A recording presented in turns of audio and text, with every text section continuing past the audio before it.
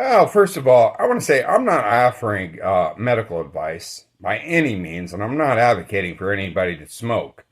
But I am trying to make sense out of human behavior. And there's a big old cliche in American society today that black people smoke menthol cigarettes, right? I heard Joe Rogan do a little podcast. And he asked one of his black guys, he's like, dude, why do black people smoke cigarette menthols? Like Cools and Newports and stuff. I was like, dude, that's like really taboo and racist, right? Like, how can you ask that question? And the guy's like, dude, don't ask me that question. And that's a loaded question, but I'm going to try to answer it. All right. So how's this cracker going to bring some insight into this taboo question that's really difficult to answer, huh? Well, stay tuned. I might actually have something here. I might not. It's just a theory. So one thing about nicotine is that it's a drug, right? It's a stimulant drug. And it has anti-helminthic qualities, right? Meaning that it is a mild anti-parasitic drug. Huh? Isn't that interesting? And on top of that, okay. So imagine taking like an earthworm, and don't do this because this would be really cruel to the earthworm, but you can just picture this, all right? You take an earthworm, you dig it out from the yard or something, or you buy it from a bait shop or something, and just picture pouring or wiping peppermint oil onto the skin or the body of the earthworm, right? What's it going to do? It's going to spaz out because it's going to be all tingly and their skin's going to be like freaking out. And worms rely on their skin, right?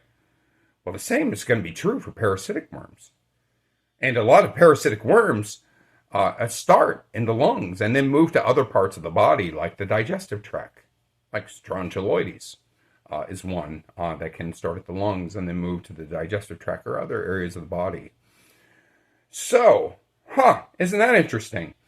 So, to recap, nicotine is an anti-parasitic drug, mild but somewhat effective. And menthols, having mint, particularly, sorry, I'm vaping, not smoking, but it is menthol. So menthol is going to disrupt the cellular bodies of any worms that could be internal, right? Especially in your lungs. So could it be serving as a protective factor? Could your body be saying, hey, dude, we're sick, and that cigarette, I know it's bad for me, but it's actually saving my life or saving my health, and it's helping me combat an infection. Whew. Well, that would be something else, huh? And I know from my own personal experience that American medicine and other countries in industrialized nations, we have diagnostics that aren't valid. They're not accurate. And they deny parasitic infections, like real ones. I've had multiple parasitic infections where I've been told that I don't have parasites, and I've proven it. And it's just bullshit. Okay?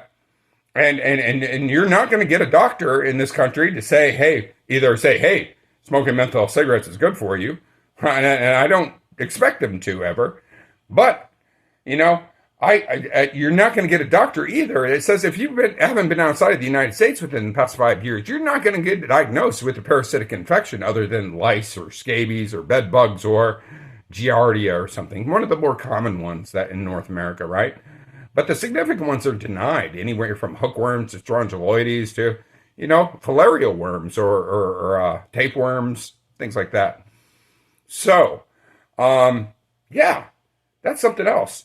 And there's another interesting thing, and I'm not saying this is happening, but I'm saying it is possible that parasites could be cultivated in a lab, be it worms or protozoa parasites like, say leishmaniasis, which does crazy skin damage, or toxoplasmosis, the T. gondii parasite, which is the cat parasite that pregnant women, that's why they need to stay away from like litter boxes so that their, the fetus inside of them doesn't get infected from anyways, it's a long story.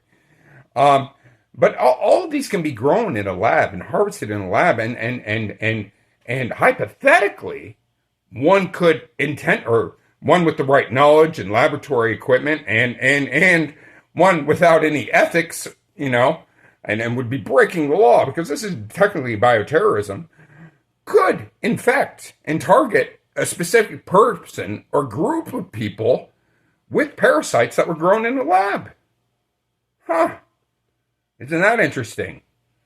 And, do you guys remember, I'm getting old, so I'm going to make an old reference to the Chappelle Show in the 90s during the crack epidemic, where Dave Chappelle is sitting there playing a homeless black crack addict, poking fun at a tragic set of circumstances where, anyways, he, in the urban streets, the big city streets or whatever, he's sitting there scratching himself and stuff, and he's like, got all these white lips and stuff, and he's all pale.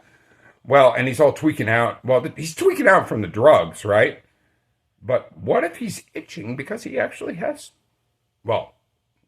and he's playing that he has parasites. Like, he's playing other people, right? Because Dave Chappelle smokes weed. He doesn't do crack. Anyways, but what if the people he was mimicking actually had parasites that are denied by our medical system?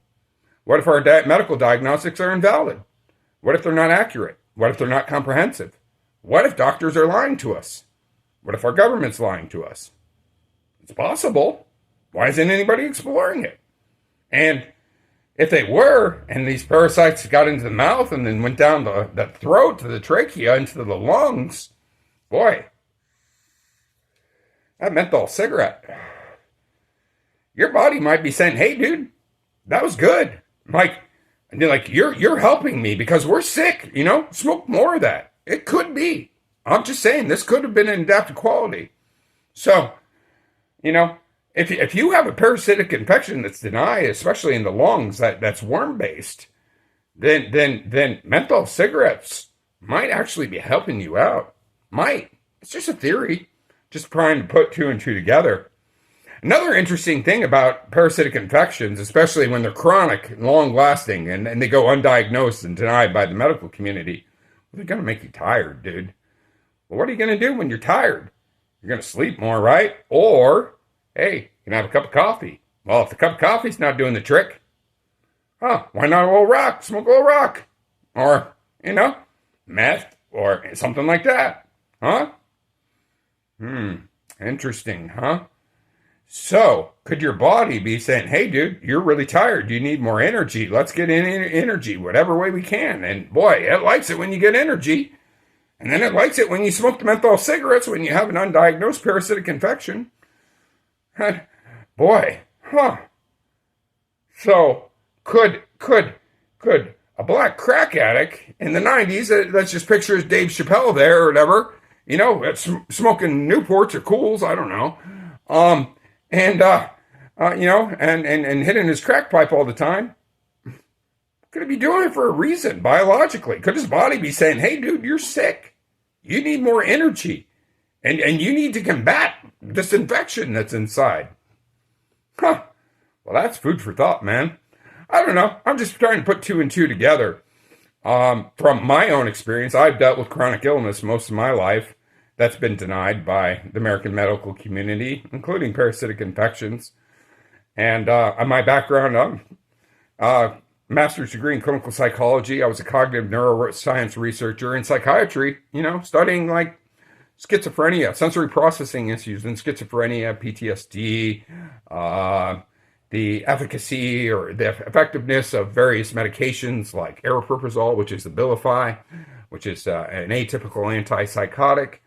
And, and its side effects and all this other stuff, right? So, I'm just trying to put my education and my personal experience and my clinical background all together and trying to make sense of a world that doesn't make sense. So, hey, man, could that cool actually be helping you? I'm not advocating saying you should smoke cools, but I am saying we probably need better and more accurate and more comprehensive medical diagnostics. Now, wouldn't that be something else? Do you know how much harder life is when you got an undiagnosed parasitic infection?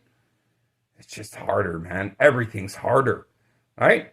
They don't want to kill you, these parasites. They just want to make your life hard, and you have to feed an army of these things inside of you sometimes, Well, that's going to take a lot of energy from you. I don't know. Just a theory. Maybe somebody should try to explore it who actually has, the funding, or maybe we should just demand answers. I don't know. I'm just exploring different ideas that make sense. I don't think it's the people's fault for turning to menthol cigarettes. I'm just trying to understand why.